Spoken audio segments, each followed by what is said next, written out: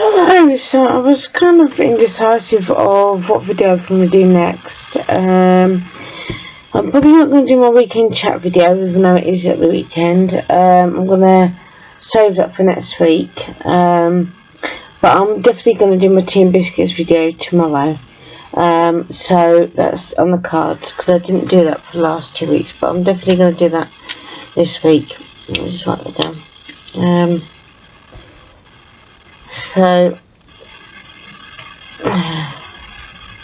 So in this video, it's going to be a truth about parenting video. And as you may all know, the Duke of Edinburgh has passed away and has died, and so I thought that I would talk about, children and bereavement, because it's something that's been part of my life. There were a few children as a kid that died. One being a young kid called David, and he sadly passed away when he was around about I think 7, 8 years old, when he went on a trip with the Scouts. I'm not going to go into the ins and outs of how he died, because that's his family story, but he did hit me in a big way, because it was like the first sort of early child's death that I'd come to know, and it was very, very sad, because when you have, obviously looking at them now, and even then, that you have your kids, so they live you out basically, and they grow old to then have a family of their own. That's the kind of like the reason why we're on this earth. But obviously I do respect those who don't want children. That's up to them, and it is down to personal choice. But to handle bereavement, the one thing that I do is that I write my son letters, and I don't do it all the time. It's when I want to document something and want to tell him what was going on in his life when he wasn't aware of it, so he can look back on when he's older and learn about his family, because that's something that's important to me, so he learns where his family came from, and about his birth, and people that would have loved him, would love to have met him and got to know him, like his grandparents. And I mean, do with it whatever way you feel comfortable with doing so. But the one thing that I would say is, don't shy away from telling your children that someone close to them, that their grandparent has passed away. But they will. I mean, some people don't believe that they'll be looking over them, but I do. For me, that gives me a sense of peace.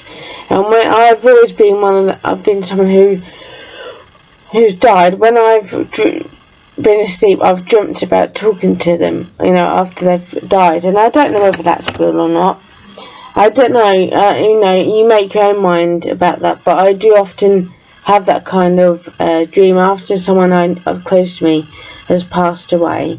I will often get dreams that I see them sort of after they've died, like my nan's skin. I mean, that really hit me, because she was my last grandparent, as I came to know it, and I knew that would be an end of an era, really, because she was the last of that generation of family, and it really did kind of change, my cycle, because I mean, my granddad, when he died, he had a heart attack right in front of me when we were driving in my mum's car at the time, and I was very, very sad over it. But he had Parkinson's disease, and it was found that he also had bowel cancer, and I think that he would have not wanted to live with those illnesses as such, because I don't think he would have enjoyed wanting to have chemotherapy if it was an option. I think he accepted that he was of a certain age where he wasn't limited, but he wasn't always stable on his feet as much as he was, and so he didn't go out as much, but he still loved, life. And that for me is a really good lesson for me, is that you should enjoy your life as much as possible and not allow those to stop you from enjoying your life. Because do we want to not be happy in this world? Do we want to be miserable and be jealous of other people? Really? My intention is to help people now, because I am very much a protector. I do protect people. I'm always looking out for other people, and even though that's been put against me a lot, it's not stopped me, because I like helping people. For me, it's rewarding, and it kind of gives me a sense of purpose, and I'm not shying away the fact that I've found life sometimes a struggle, and I think for me, as a parent, going on from like today society where there's a lot of more sort of shaming and stuff like that, to reassure my son that he will always be loved out of this world, and he will always be protected by me, because I see that as my role. But I also allow him the freedom to grow and to be who he wants to be, but never lie to him about things like death and bereavement, because they do feel it. I felt it when my granddad Jack died, even though I was very young. He was someone I remember, and I spent a lot of time with as a young child, along with his his siblings, and they played a huge part of my life, along with my nanny Rose. And when she died, it was really sad, because I had proper grandparents in my life, and that's what I'm very grateful for. Out of everything that's been a struggle in my life, they've been the most influential people in my life, because I had proper grandparents. They were like my second and third parent, and they would always look after me. I remember me and my nanny Rose would be dancing around their living room all the time, in front of my granddad Jack, who would often moan at me because I'd be getting in front of the telly. But it's don't shy away from telling your children about death. I think some people don't want to talk about it because they find it hard to address it themselves, but it is going to happen at some point. But it's not to say you have to be in doom and gloom about it, but just be honest about it. Is that we're not on this planet forever, but as sadly young children do die, that he may come to know. I mean, it happened, and there was another young girl called Lucy, who she basically was playing in the street, and she got very, very hurt. She had a serious head injury, and she then ended up life support. And it kind of hits home to you that how you've got to make the most of life. I don't have time for people who want to be nasty and mean to people. I give time to those who love life and embrace people, because that for me is important. And I like people who value life and don't use it to take for granted. I mean, I've not been innocent myself. I've at times taken my life for granted, but you do learn as you go. And being a parent, I see my role as being Henry's guide and his shoulder to cry on, and an open door to his heart and his mind if he starts to have worries or concerns that maybe bothering him. I never want to be a closed book to Henry, because I want him to reach out to me, because for me that's important, And when it comes to bereavement, you should be honest. because I mean I felt it when my granddad died and when my nan Rose died. I felt it. I felt the loss, because one minute I was able to go and see her, and next minute I wasn't. And it does, even at a younger age. I was brought up in an era where at one point kids were seen to not know any better and not really have true feelings, but they do. From my experience, yes, they do, and it shouldn't be unlistened to. You need to listen to your kids, and if they've got any questions, about death and bereavement, I would definitely, sit down and talk about it, because I do think it is important for them to know, and to learn about their family from the past, because it was very important to me to know where I came from, and so I'd want to do the same for Henry, if he, and for other kids I may have, because I still would like some more children. I just think that it doesn't have to be graphic, it doesn't have to be all doom and gloom. It's just, basically, my nan used to say it's that they've now gone away with they're up in the angels. She used to say they're up with the angels, and that for me was kind of like, oh, and you should make it nice, because for me, I see it that, and it may not be true. I mean, you don't know, do you, really, what happens after someone dies?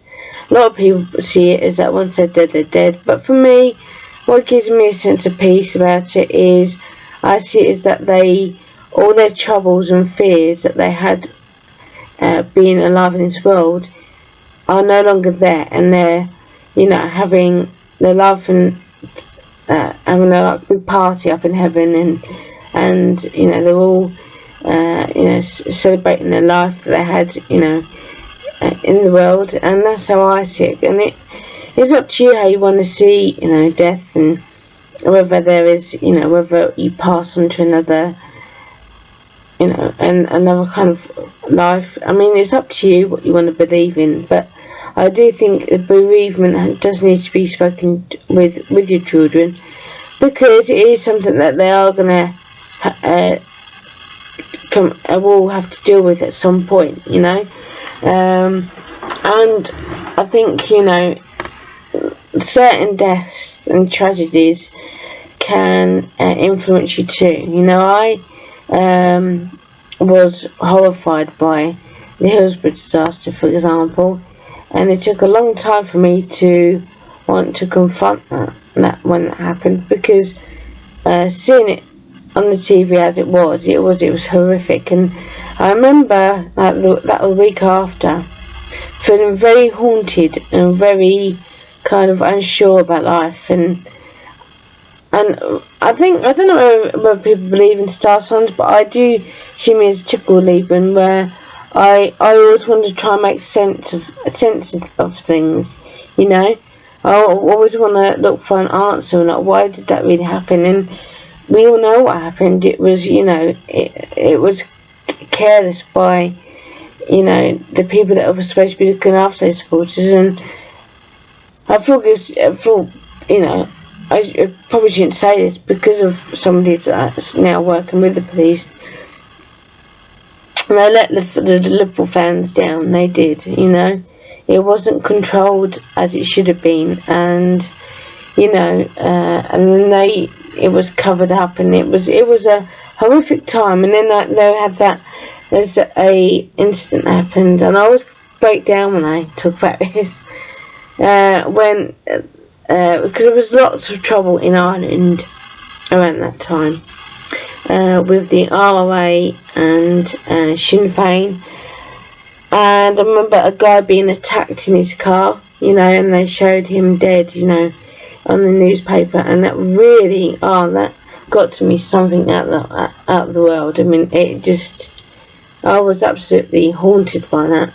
I mean, I think now the papers are not so graphic when it comes to detail. I mean, I'll tell you, I don't read newspapers now, and those headlines and things that they showed around that time is why I don't buy newspapers, you know.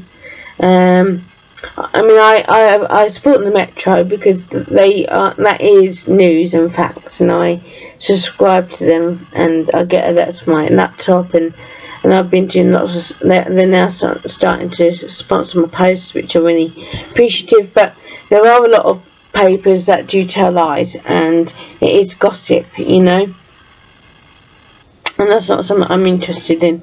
But in terms of, you know, definitely, even if there's something that your child is concerned with that they've seen in the news, if you do watch it, then it's, you know, sit down and chat with them, because it is important that they, you know, understand that there are some events that, however much you may believe in God, and that if you're very spiritual, you know, kids may have questions as to, you know, why did God allow that to happen? And I've often asked that.